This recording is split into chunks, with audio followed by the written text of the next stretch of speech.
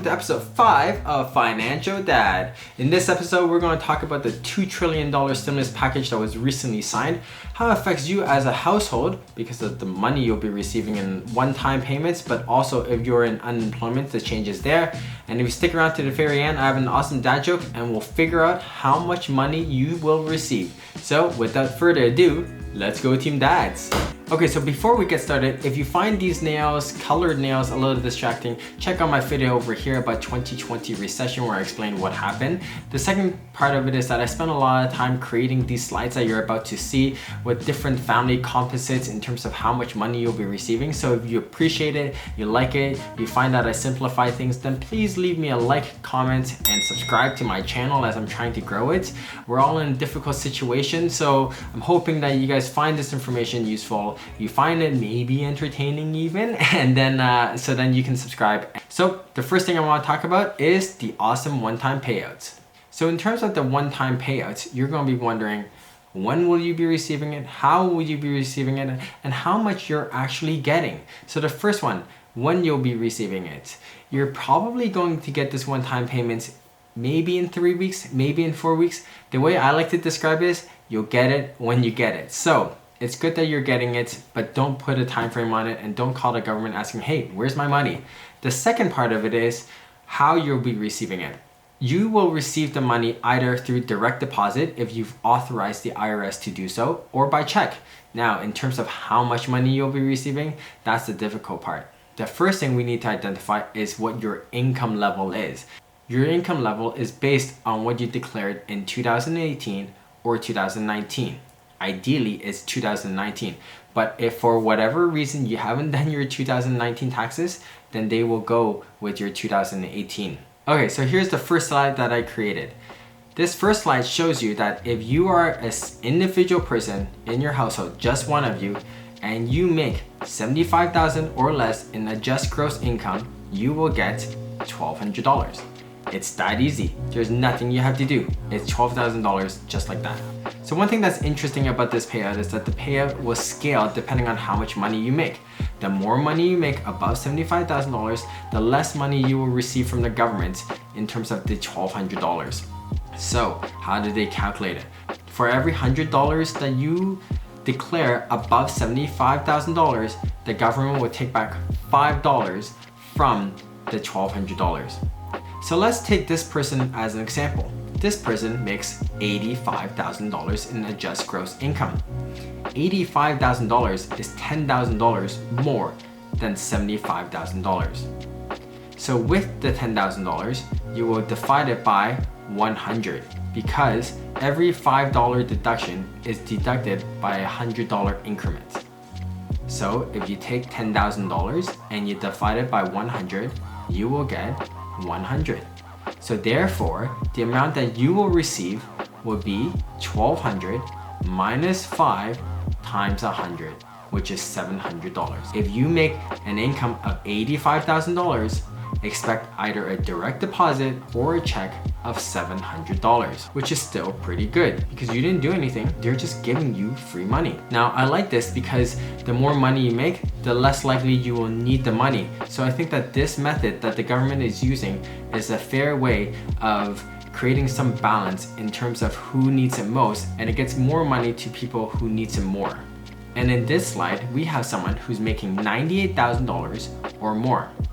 In this scenario, a person who's making $98,000 will receive $0 because $98,000 is the threshold at which the government will no longer send you a check. How does this affect a family? Well, in slide number 4, we can take a look. We have a couple who combine being the key word, makes $150,000 or less. And here I have the dad making $65,000 and the mom making $85,000. So if you take this scenario, this couple will receive the full $2,400. Now, the key word here is combined. So in this scenario, I have $65,000 and $85,000. It could be, for instance, that the dad makes $0 and the wife makes $140,000. In this scenario, because their combined income is less than $150,000, they will still receive the full $2,400. Okay, so now let's take a look at slide number 5. This couple, this household, has a combined income of $190,000, which is greater than the 150 threshold, right? Well, so in this scenario, how much money will they receive from the government? Well, you take $190,000 and you minus 150. You'll therefore get $40,000. You divide it by the $100 increments, and what you're going left with is $2,400 minus 5 times 400, which is $400. So this couple who makes $190,000 will receive $400 from the government. Okay, so the next scenario here is that the same couple who makes $190,000 now have 2 kids. What happens? Well, awesomeness. The government has said that each member of your family who is a child will receive $500. So this same couple who makes $190,000 will now get $400 plus $500 for child number 1 and $500 for child 2. And in total, they will receive $1,400. Now again, the threshold here for the couple is going to be $198,000. So check out this nifty slide that I made. If you make more than $198,000, you get $0. But what happens if you make more than $198,000 but you have 2 kids? Well, again, the government will send you $500 for every child in your household. And so therefore you will receive a check for $1,000. Now I also understand there are some single parents out there. So here's a scenario. You have a dad here who makes $75,000 or less, but he has 1 kid. Because the dad is making $75,000 or less, they will get $1,200. And the government will send you $500 for 1 child. The government will either direct deposit or send you a check for $1,700. And lastly, what if you're a single parent with 2 kids? Well, you would get $1,200 for the parents who make $75,000 or less, plus you'll get $500 and $500 per child, and therefore in this scenario of a single parent with 2 child, you will receive a check for $2,200. So in terms of this one-time payment, do I like this? I totally like it. It's like free money. It is free money. The more important thing to note is that in 2018, US Census Bureau estimated that the median household income was just under $62,000. So therefore, there's going to be so many families below the $150,000 threshold that will receive the maximum amount of money that the government can give them. So A+ for that. The second part is we went through a lot of calculations. I tried to show you how different types of family will get different types of money from this initiative. And so if it's got a little difficult and you really want to wait, how much is it again? And I didn't show an example that your family is part of, then go to CNN website. I have a link below in my description where it actually has a calculator, and it turns out it's actually really easy. I went through all of this for you guys to show you how it's done, but you can just go to that calculator and punch in your family composite and you will find out how much money you'll receive. Okay, let's move on to the next point about the change in unemployment that I find also very interesting. Okay, so here goes. In terms of unemployment, first off, I got a crazy number or stat to tell you. 3.3 million Americans have filed for unemployment.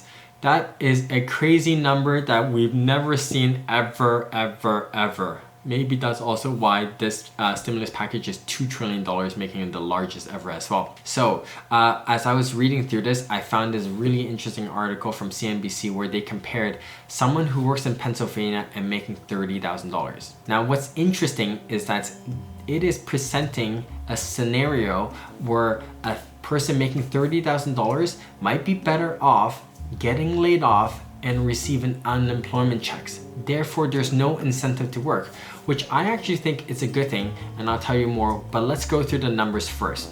Okay, so the first thing is that, again, this person or this scenario is based from Pennsylvania, and they make $30,000. Now, if you make $30,000, your weekly pay would be $577. If you lose your job and you're eligible for unemployment, you would get paid from the government $288. Under this new stimulus package, the government will give you $600 more per week. So if you take $288 plus $600, you get $888, which is more than the $577 that that person would receive if they had a job. That's really interesting. Therefore, you actually have an incentive to not work or to get laid off and be eligible for unemployment. Once you're eligible, you make more money. So is that a good thing or a bad thing?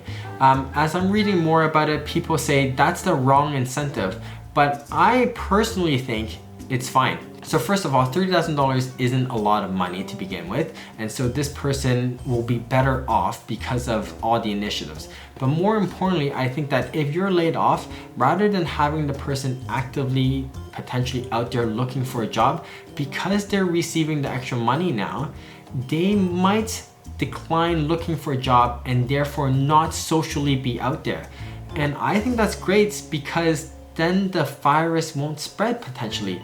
There's some social distancing being involved. Yes, it might not make sense for the economy for this to happen, but if you're looking at just for well-being, safety of others, it might be better off for people to feel that they actually have more money and just stay at home than to have them out looking for a job or doing part-time jobs to pay their bills and potentially spreading the virus.